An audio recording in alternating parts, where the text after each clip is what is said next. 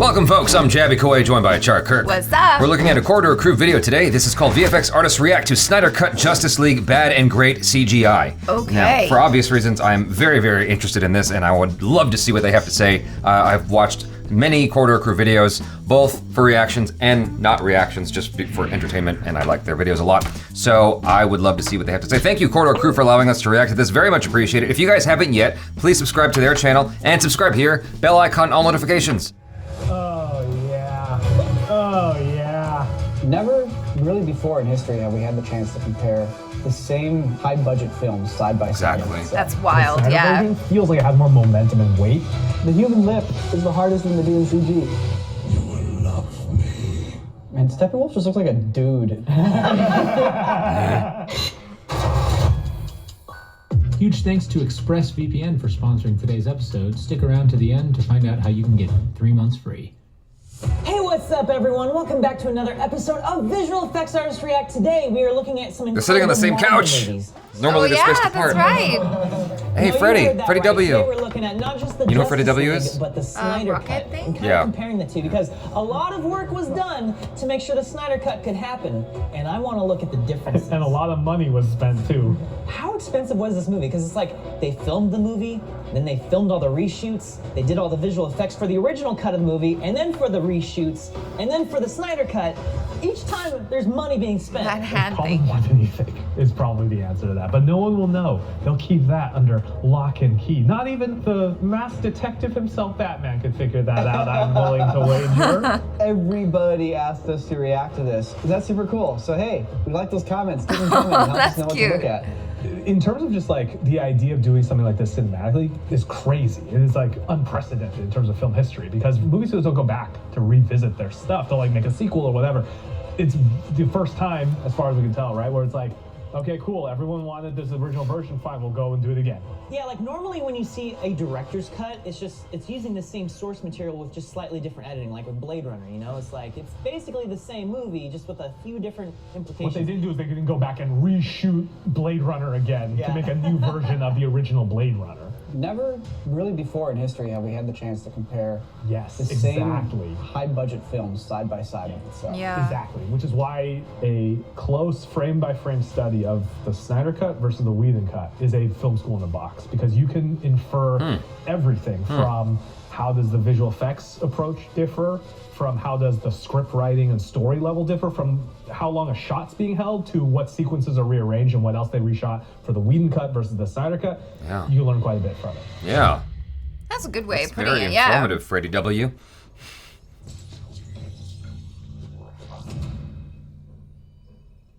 Yeah, the music video's a bit different. Yeah. Right away, the color correction approach is different. Like, look at the skin tone difference, period, right? Like in terms of the reds, how much more it's intense desaturated. and colorful the Whedon Justice League is versus Snyder. Color grading starts delving into the world of visual effects. Like, arguably, color grading is visual effects. It's you taking your film and manipulating the colors, putting vignettes on, masking certain things out, you know, swapping the blue hue of the sky for more of a gold or something like that. Like, that's visual effects. People think of color grading as just like dropping a filter on top of footage and it does what it does, and it's like, no, there's actually a lot of specific attention played out in different parts of an image just to get those colors and lighting contrast right. For everybody who kind of like makes fun of like, oh, this is Zack Snyder Justice League, it's like, oh, it's all muted and stuff like that. It's like, well, no, he's still getting tonality out of it. Snyder's almost has like a metallic look to it. Yeah. Yeah. The other thing is also Yeah. a big difference in the Snyder Cut. Square frame 4:3 versus widescreen. So this is actually something that I think is really interesting. It's a huge, huge thing. I mean, it became a meme, right? Oh, the Snyder's vision. Here's the thing I think is interesting about 4:3. I've always felt that super widescreen for superhero movies makes the superheroes look small. Like when there's a big vista and the person doesn't quite fit in that frame. It's like, just from a visual standpoint, I've always felt like it makes human figures in wide vistas look tiny, which is not the emotional feeling of superhero movies. Superhero movies are about big, larger-than-life characters. So weirdly enough, when I look at the square format stuff, comparing the two movies when I watched it, I actually really liked the square format because it made the individual characters feel like these I didn't feel that at all, figures, more so but than I like his take on it. I'm pretty Yeah. sure the original Justice League movie was finished at the widescreen. the VFX shots were finished at that aspect ratio. Did they have to go back and re-render them with the extra resolution up on top and bottom? Yes. This movie is why it's important to have a good file naming convention structure. You never know when you need to go back and open up Exactly. those files. You can't open up that folder and be like, ooh, shot 30-1, version 3, final 4. Oh, which one is it? No, Yeah. you can't have that. Yeah. And that's all on Weta. Like, they did such a good job being able to like bring up their old project files. But here's the thing. It's one thing to be able to like open up the old project files, but you can't just like make it rework for the new stuff that they're adding here. We're gonna have to like dive into that here.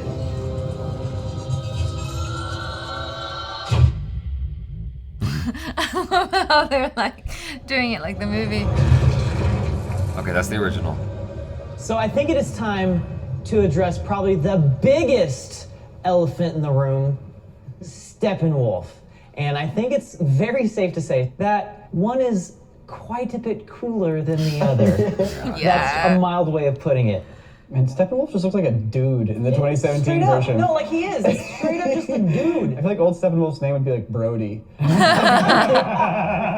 original Steppenwolf, which is, okay, to clarify, the Steppenwolf we see in Justice League is not the original Steppenwolf. The one we see in the Snyder Cut is the original. That was the original design. They had this character before Joss Whedon came on board. Like, it looked like that.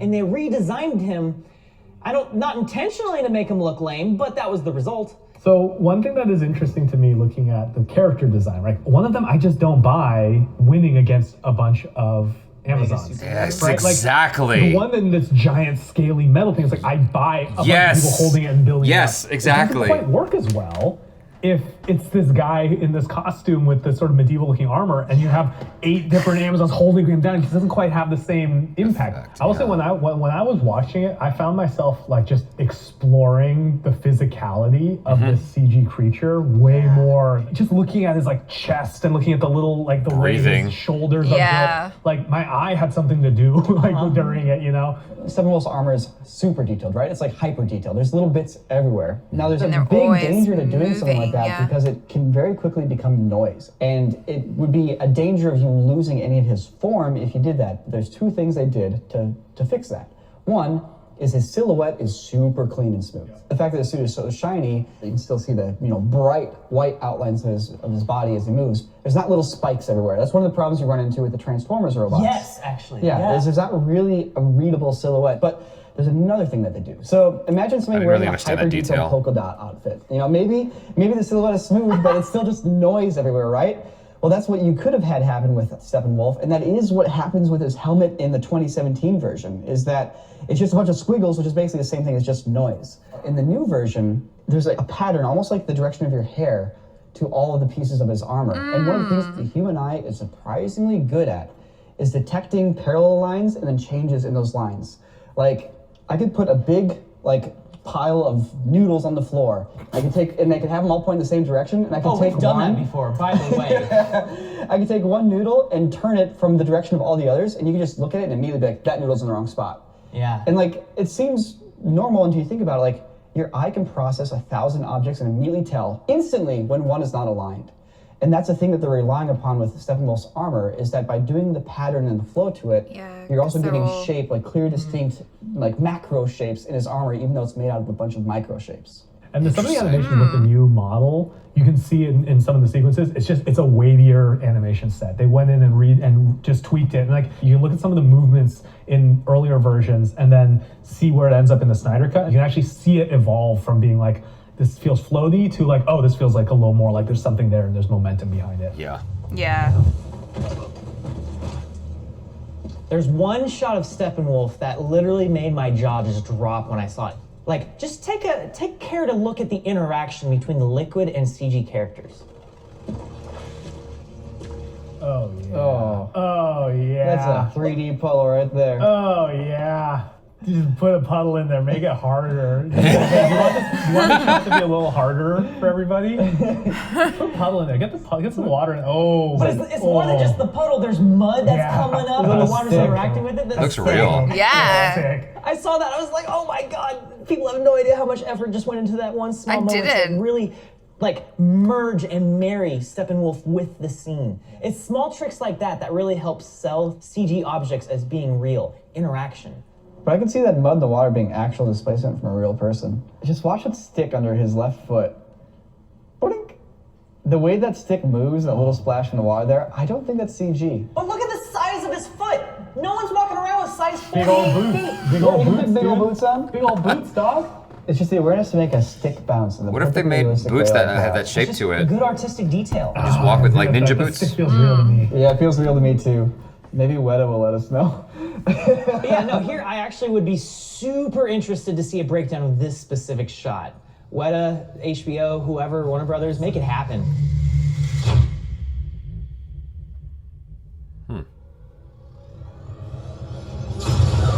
Yeah, because he showed strong, like the strength of women. Yeah.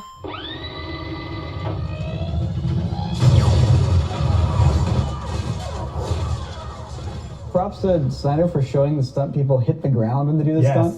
Like in the original cut, she hits the wall and it cuts away. It's like the wall impact isn't what's I hate when they important. do It's the impact that. on the ground that's important. I mean, anybody can go, it's the It's the whack hit. Yes. It's the first. wreck. Yes. Yeah. Yeah. Snyder's someone who I think, when you look at his work, Yeah, that's is true. someone who's like obsessed with the dynamics of the human body and stunt people and their movement. I think it shows because it's the Snyder version, feels like it has more momentum and weight. So she's gonna make a run for it. There's a real cost here. Needs to get out with the box, right? They're gonna have to break the wooden supports in order to drop gates. Trapping themselves Trapping in that themselves hallway. into the hallway. Knowingly doing so. To me, this is a huge difference between the two. These shots here of these Amazons knocking down the pillars, done in slow motion. Look at how many more there are. Zack Snyder is so in love with the human form that he gives you the entire wind-up all the way around, which gives you the sense of weight and the heaviness of it. What do you get in the Whedon cut? You get the last bit of it of just the impact. Yeah. It's not about the impact. It's about this Herculean effort to like throw this hammer all the way around. It's Right. like, these are giant, larger than life beings Yeah. destroying things. Yeah. It's so much more intense Yeah. to build up. Look at how much you're gonna miss in the original cut of just their struggle holding it up. I don't want to blame Whedon though, because it was like they're trying to get it under 2 hours. Right. Look, it stops there. There's so much more to go here. Long slide shots all the way and slow all the way, and you see this finality of it closing, as opposed to in Justice League, it's just like, cool, okay, they're just trapped in there because there's no point. And then what's crazy here is that in the original Justice League, they just leave and then he busts through the Yes. wall and chases after them. But in the Snyder cut, you're like, there are hundreds of people in that Yeah, thing, and it's now everyone. falling into the ocean. They are all dying right now. You're Could've just like, jumped out when through I the watched hole. Snyder cut, I was just like, No. my jaw was literally This dropped. was so much cooler in the Snyder cut. And we're not even talking about the visual effects And the here. visual right now. effects Like, are right there. That's amazing. Look at this Look at shot. that. Look at this shot. Look at this amazing shot. It's arguably a flawless shot. Like the physics are perfect, the smoke is perfect, the lighting's great. Like This was definitely a money shot on their list of like important big, shots. Big money shot. The dust getting in there, water interaction. Yeah.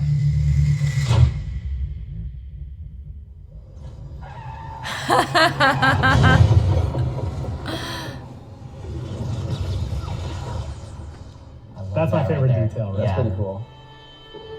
I feel like everybody loved that. Yeah. I mean, it's just a The glass small little melts, that's detail. amazing.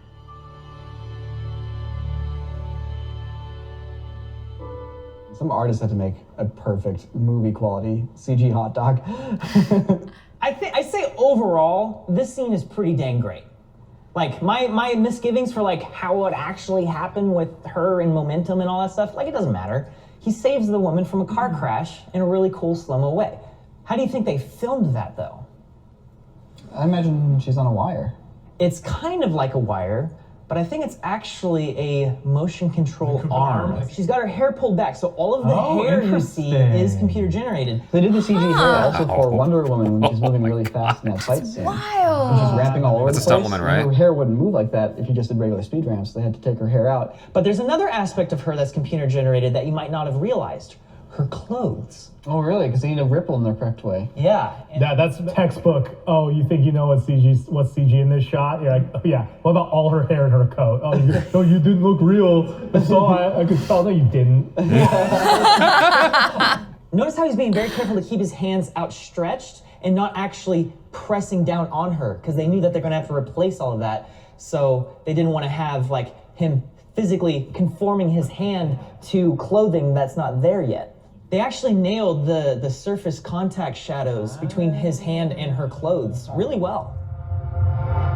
Wow. That's Wow. wild. My mind is blown. I had no idea. Cut that they needed to do basically reshoots without reshooting. So what did they do?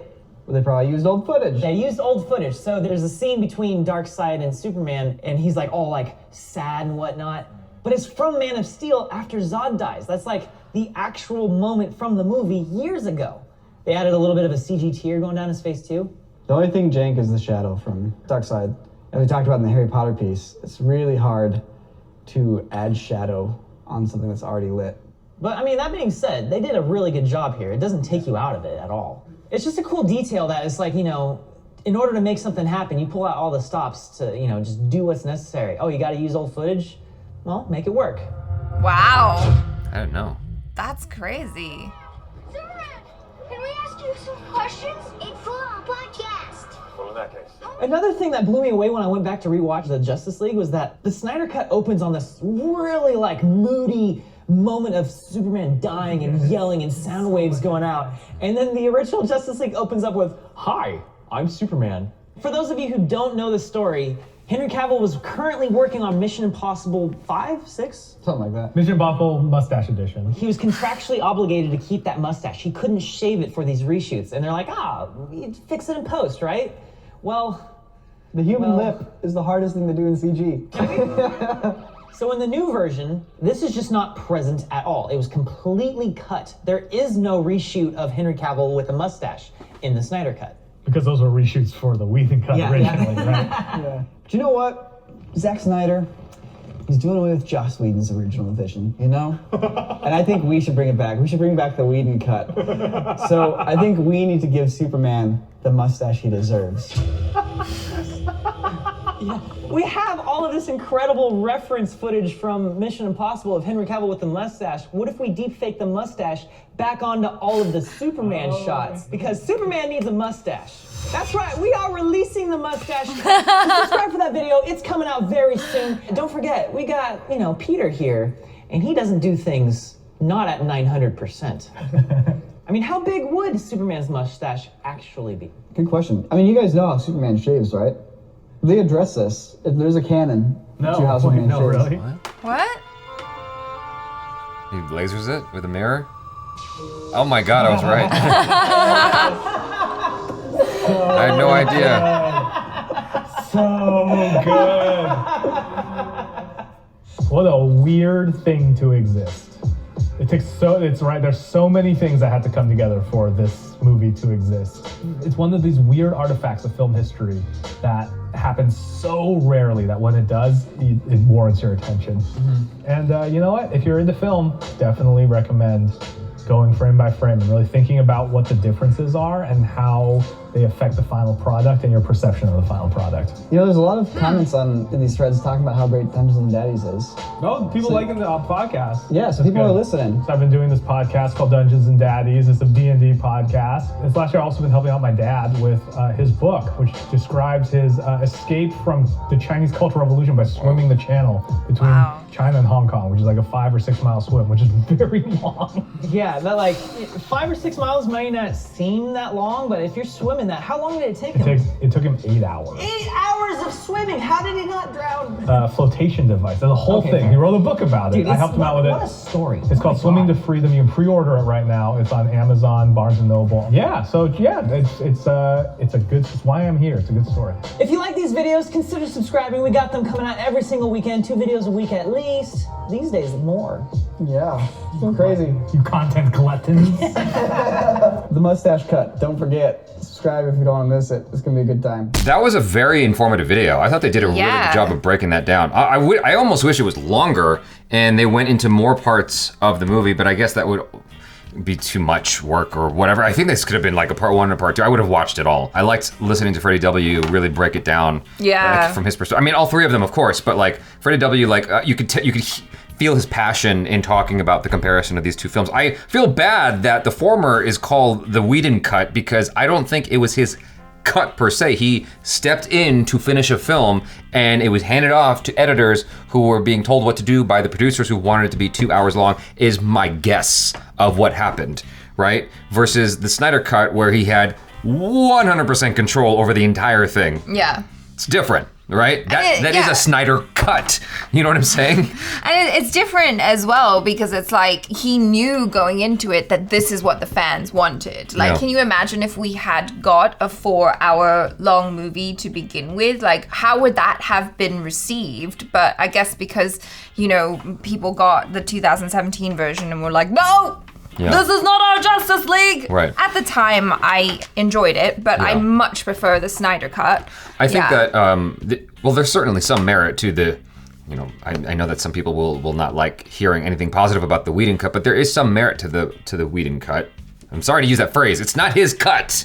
The Whedon version, I'll say, okay? The Justice League. The Justice League. There is some merit to that version, and it is interesting to like kind of compare the 2 in terms of execution, tone, feeling overall, like everything that went into each one. One feels more like the studio version, and one feels more like a true director's version, and the latter being way more interesting in this particular instance. And that's not always the case. Like sometimes I watch films and I see the director's cut or the less studio version, the more director's version, whatever that might be. I just said the same thing twice in different ways. Wow, that was amazing. Like sometimes you see why things were taken out and it made more sense. Sometimes it was better that you got the studio cut. This was an instance where it was better to have the Snyder cut, but I think that the love for the Snyder cut is helped by the fact that it was impeded initially. I feel like there's gotta be something there. There's gotta be some merit to that. Like the fact that he had to fight to get this done, I think gave it so much more love because I mean, especially if you were keeping up on all of it and you were part of that fervent passion to have the Snyder cut, you know, to know what he went through behind the scenes and all that, and then see it to come to fruition and see these things that were completely like chopped off, you know, on the cutting room floor. It's amazing. Like, and Freddie W is absolutely right. Like, it's a weird thing in film history that is worth like sitting up and paying attention to.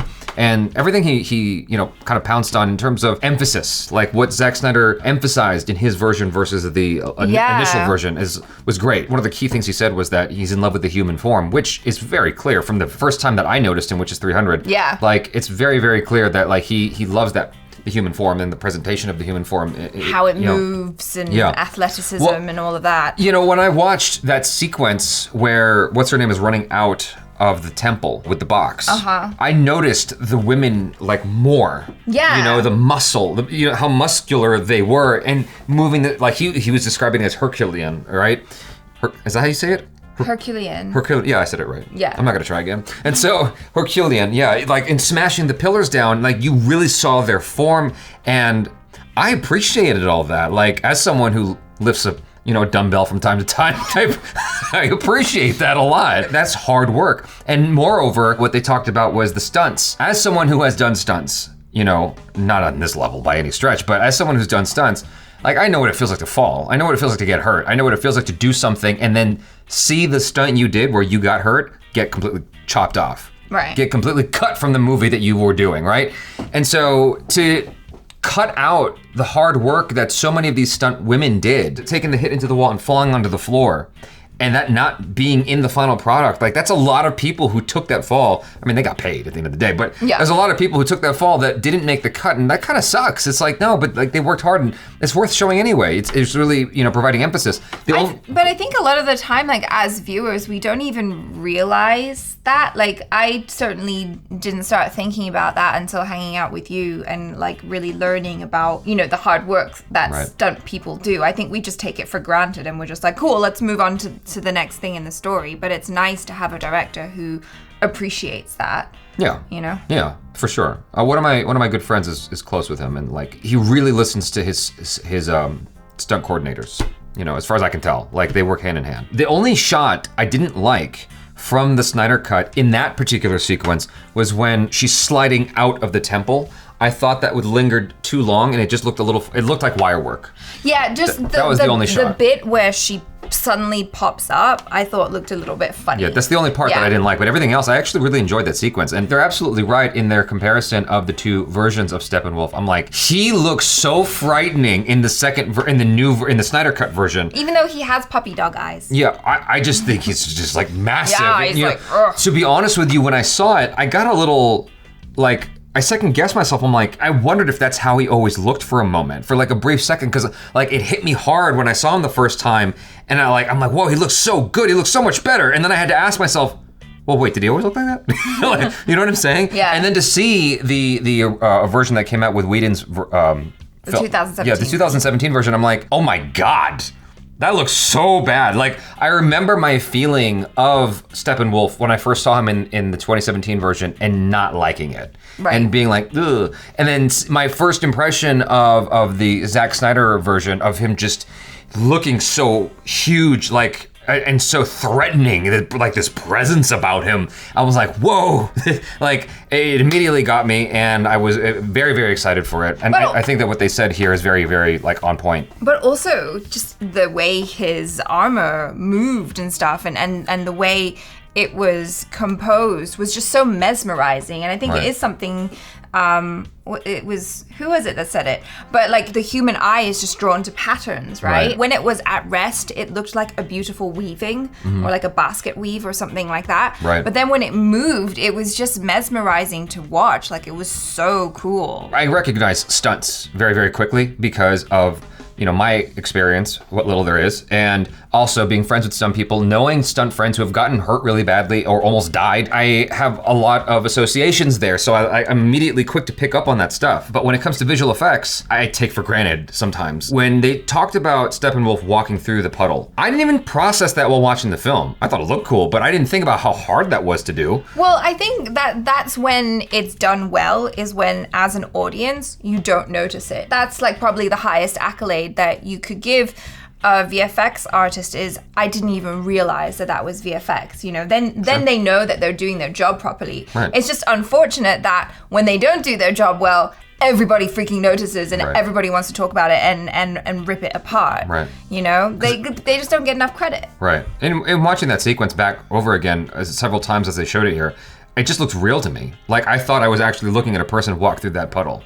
It was crazy. And everything they talked about with regards to the action and how much more weight it has, how much more movement and fluidity, all that stuff, I agree with all of that, 100%. Like, I thought the action was so much more visceral in the Snyder Cut. It had so much more form to it. I don't know what it is. It just had more realism, I guess, even though it's a movie about CGI characters and whatnot. Like, it just felt like more. Right. In all the right ways. I want to emphasize again how much I appreciated Freddie W's passion. I saw him once in real life at YouTube Space LA because I went to do a short there. I was helping out, and it was a few years ago. And I saw him online. I'm like, oh my God, it's Freddie W. Like, because I watched him a bunch on YouTube, like in the earlier days of YouTube when there wasn't any money in it at all. Right, and people he was were the just, OG. Yeah, he's the OG. He was making videos like literally for fun. And I remember writing to him and be like, can I be part of your thing? Like, I can help out with editing or shooting or something. I never heard back, of course, because he's probably getting like thousands of those letters every day. I'm a old school fan of Freddie W. Yeah, and it's just kind of awesome to see his passion, like you said, because like I hadn't even thought about the possibility of watching the two films and comparing it frame by frame as an exercise in learning filmmaking, which is such a cool thing for him to say. Like, yeah, of course, if you're into making movies like this, then watching it is a great opportunity to see how changes in direction can change the storytelling. Right. The whole sequence with Flash, I gained 1,000% more appreciation for it after watching this video. I had no idea like what exactly went into it, and to see it broken down like that with the green screen floor and all that stuff, and her in the outfit with the it's not wiring, but like they use the same thing in the Matrix Revolutions, that rig to have her suspended. I have appreciation for that scene. I have appreciation for this actress. Like, yeah, being able to like hold still like that, because I was thinking, I'm watching her there and like it looks like she's not moving a muscle, and I'm like, yeah, that's hard. Yeah, that's wild. Yeah. She, you know, I had a bad joke in my mind. Oh. Is that what you're thinking? kind of what you're thinking, but not really. What? There's this thing that Japanese women get paid to do where they like they lay down and you lay can down. eat sushi off Yeah, them? exactly. Yeah. The first time I saw that was Shadow in Little Tokyo, whatever that Dolph Lundgren, Brandon Lee movie is. They had that kind of thing. It was almost like a strip club, except you could eat off the. This got weird. So all I'm saying is, fantastic job. Yes. You know what I'm saying to her Yes. and like the crew and everything they did. Like the thing I took for granted as well is how real everything looked in that sequence. Yeah, because isn't hair so difficult to My animate? understanding of hair is that hair is quite difficult to get right. Yeah. That looks like real hair to me. But I think that so much emphasis has been done on hair ever since like Monsters Inc. that I think that's something that VFX artists have gotten really, really good at. Well, yeah, you watch Godzilla vs. Kong and you can see all the lovely hair on Kong. Right. Yeah, and the hot dog looked really good too. Someone had to painstakingly make a CGI hot dog. I remember at the 2017 Justice League premiere that we went to, and we met Henry Cavill, and he had the mustache. I was like, how can you bring that here? You cost the studio so much money. Because I'm a savage! Yeah. But yeah, I thoroughly enjoyed this, and hopefully you guys did too. Thanks so much for hanging out with us. Make sure you subscribe to Corridor Crew as well as our channel if you could. They're almost to 5 million subscribers, so please Very subscribe to close, their channel. And yeah, all notifications, bell icon thing on this channel. I'm Jaby Koay. This is ACHARA KIRK. Peace out.